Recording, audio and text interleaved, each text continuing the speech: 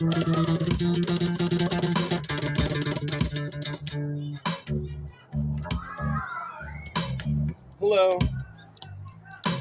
this is your bass teacher, JP.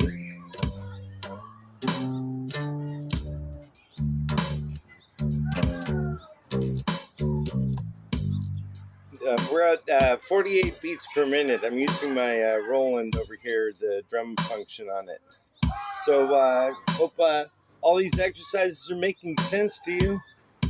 So now we're going to proceed on with exercises 13 through 17. You're going to do 5 exercises going in a whole note, okay? You're throwing in, a whole rest. Excuse me. You're throwing in a whole rest throughout 4 measures, okay? So this is what it would sound like.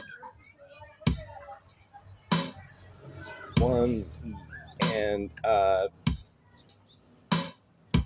3 E and 4 E and 1 E and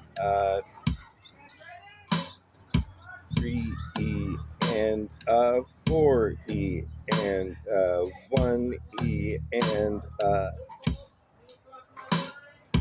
3 E and 4 E and 1 E and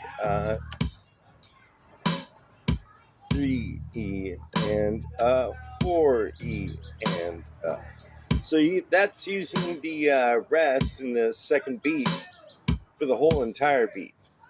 Now you can split this up into, as you know, 2 half rests, right? 4 quarter rests, 8 eighth rests, or 16, as I said, 16 sixteenth rests. So I recommend that you use the smallest numbers possible so you can come up with different combinations that are really effective. It's going to invite you to design your own rhythm for your own hit song. And that's what's so exciting about all this. I can't wait for your future on on this exercise, okay? Now, what if I switched over this whole rest, right? Let's switch it over to a different position, like the 4th beat of our common time measure, right? 1 E and 2 E and 3 E and 1 E and 2 E and 3 E and 1 E and 2 E and 3 E and E and 2 E and 3 E and if it's easier this way, I thought of something. Why don't you count the measures like this? 1 E and 2 and 3 E and 4. 2 E and 2 E and 3 E and 3 E and 2 E and 3 E and 4 E and 2 E and 3 E and so that way you can keep track of how many measures, so which measure, are you at, right? And there's going to be 16 of them, so you want to keep track of that. Insert like your bass rhythm that you custom designed, right? By throwing a whole rest in there, 2 half rests, 4 quarter note rests, perhaps 8 eighth notes, but I recommend the 16th notes because you can do more random stuff with it. It's the smallest unit that we're going to work with, and we can build the biggest projects with the smallest objects, if you know what I mean. I know that's waxing philosophical for you a little bit, I guess. And we're going to get into the notes, okay, in your vocal range. I'm going to go over that with you in the future. That's the chromatic scale. After we get through some more rhythm exercises, where we're throwing in a whole rest every 4 measures. We're throwing in 2 whole rests, or 3 whole rests, or the ultimate one is 3 whole rests, 1 half rest, 1/4 rest, 1/8 note rest. That only leaves you 2 notes. Only leaves you 2 16th notes per 4 measures. So you could do some John Carpenter stuff, the thing. Remember that? How menacing that was? I'm not sure if that was an E flat or E. This is it in E. But I want you to relax when you're doing this. Keep aware of your posture. Try to dance when you're doing with the tempo. So it kind of helps you keep time. You notice Paul McCartney does this a lot, right?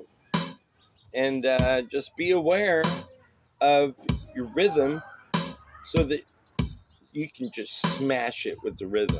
And then I'm going to show you the chromatic scale. E flat, E, F, G flat, G, A flat, A, B flat, B, C, D flat, D, E flat, right? And so we're going to go through the whole chromatic scale on one string. It's going to be so exciting.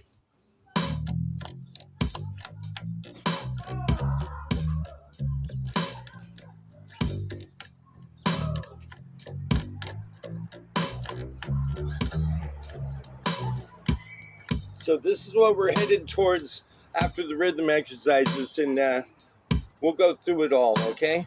And then we're going to go right into the chromatic stuff. This is where you learn your vocal range, because you're singing out the notes, right? E flat, E, F, G flat, G, A flat, A, B flat, B, C, D flat, D, E flat, right? E flat, E, F, G flat, G, A flat, A, B flat, B, C, D flat, D, E flat. So we're going to try that in a little speedier. E flat, E, F. We're going to go faster in the future sessions, but I just want you to take your time with these.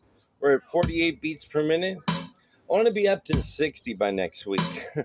So we're going to be at the very edge of Largo, moving on to Larghetto. So slowly and less slowly is basically what we're aiming for, because we want to make sure we're in full control of this. When I'm hitting a note, for instance, my thumb is tucked behind this the neck, right? It's tucked behind there so you don't see it. All you see are my fingers right over here, right? And I'm going to teach you all kinds of stuff with the chromatic scale. I'm going to take you on the x-axis, right? And then I'm going to take you on the y-axis, right? So the x-axis obviously is horizontal. The y-axis is vertical. And we're going to go on a little journey with the chromatic scale, determining your exact vocal range and see if you can improve that like every quarter, a half note, a half step, right? And it was really great seeing you guys, and it gives me joy just to share this knowledge with you. And I hope you have a wonderful day full of happiness, joy, and love, especially love and respect. All right. Have a nice day, you guys.